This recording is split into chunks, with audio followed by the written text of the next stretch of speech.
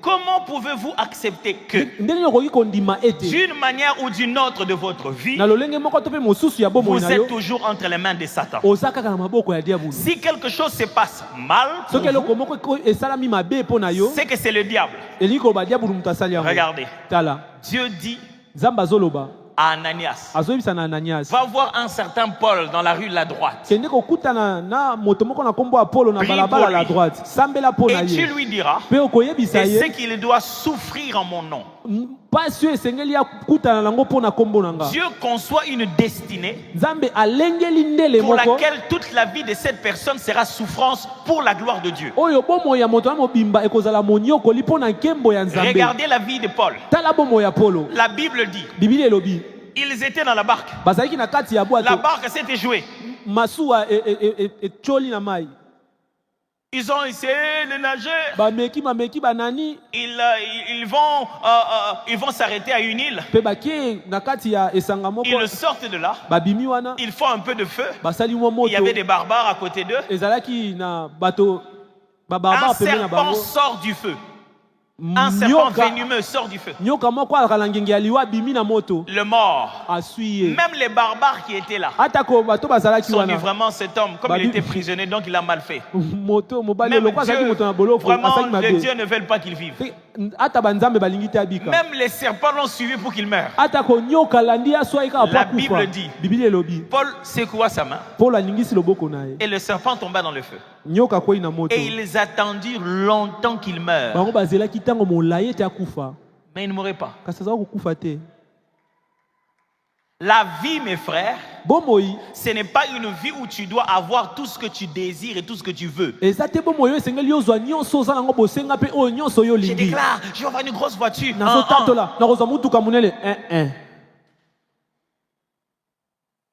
Moi, à partir de 22 ans, je veux me marier. Il y a un ensemble d'éléments qui entrent en compte pour que chaque fois tu tapes juste dans le plan et la volonté de Dieu. Et lorsque les temps ne sont pas encore accomplis, ça ne signifie pas que c'est les diables qui bloquent.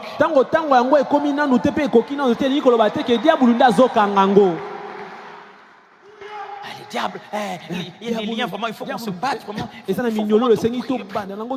temps que tu passes à chercher à couper, tu t'empêches d'écouter la directive de Dieu de où tu dois aller.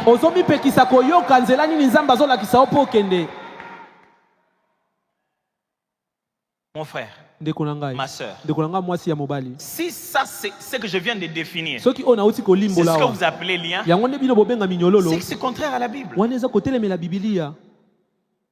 Peut-être vous avez une autre définition. Je ne sais pas laquelle. Et je ne voudrais pas ici créer une forme de débat ou quoi que ce soit.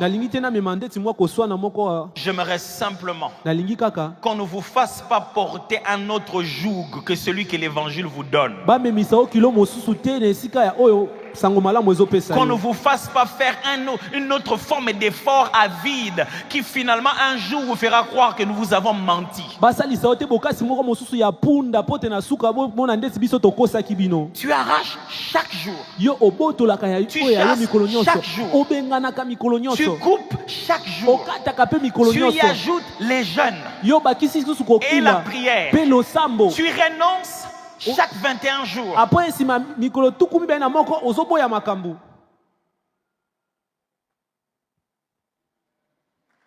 Franchement, ton diable à toi, il est trop fort. Il n'y a que deux genres de diables que tu penses dans ta tête. Qui, quand tu cries au nom de Jésus n'est pas fort. C'est que un, ce n'est pas le diable. C'est Dieu qui est devant toi. C'est que deux, ce n'est pas le diable. C'est toi-même. Je me souviens une fois, je prenais en charge une jeune dame au bureau, tout au début, vraiment le tout premier bureau de l'église. Venait à l'entretien, premier jour, deuxième jour. Troisième jour, elle est venue pour qu'on prie. Je lui ai dit, viens tel jour, on va prier ensemble. Elle s'est préparée pour sa délivrance. Elle a même amené son pain qu'elle a mis dans son sac au cas où elle tombait. C'est pas quel était son plan, elle tombe et moi je la couvre, j'ai pas compris l'idée. Mais elle était bien préparée. Malheureusement, notre bureau à l'époque n'était pas grand. Je m'assieds à peine ici. Et à peine, c'était pas grand vraiment. Et elle était un peu géante. Donc il n'y avait pas vraiment d'espace pour tomber comme ça. Elle pouvait seulement tomber comme ça. J'ai dit, ok, on va prier. On a commencé à prier. Nous chassons. En tant qu'enfant de Dieu, je prie avec elle, pas seulement pour elle. Nom de Jésus. Pendant qu'on prie, elle se rend compte que la position qu'elle avait, elle ne va pas tomber bien. Elle s'est arrangée. Elle est tombée comme ça. En ayant déjà sorti le pagne. Et les démons ont commencé à parler. C'est moi qui arrête tout dans sa vie. C'est moi qui empêche son mariage. Les démons ont commencé à raconter des histoires. Je me suis levé. Parce que mes amis, on ne va pas seulement chasser les démons en disant on a déjà dit, c'est pas ça. L'arme offensive, c'est l'épée de l'esprit. C'est comme ça que la Bible appelle ça. J'ai cherché l'épée de l'esprit. Qu'est-ce qui se passe? Saint-Esprit, qu'est-ce qu'il y a? Il m'a dit, réveille-la. Je suis allé, je l'ai touché. Je l'ai appelé par son prénom. J'ai dit, lève-toi. Assieds-toi. Je lui ai dit, ils ont fait trop pression sur toi dans la maison. Hein? Ils commencent même à te soupçonner que tu es sorcière. Hein? Et c'est toi, à ton âge, tu ne te maries pas, certainement tu es sorcière. Et donc tu te dis, s'il y a même un esprit qui sort seulement. Elle a commencé à pleurer. Est-il possible que c'est un spectacle que nous voyons, il n'y a pas de démons dedans? Et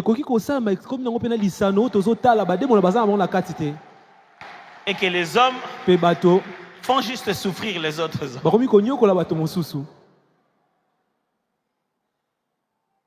Et dans tout ça, le diable est content. Parce que vous faites passer votre temps.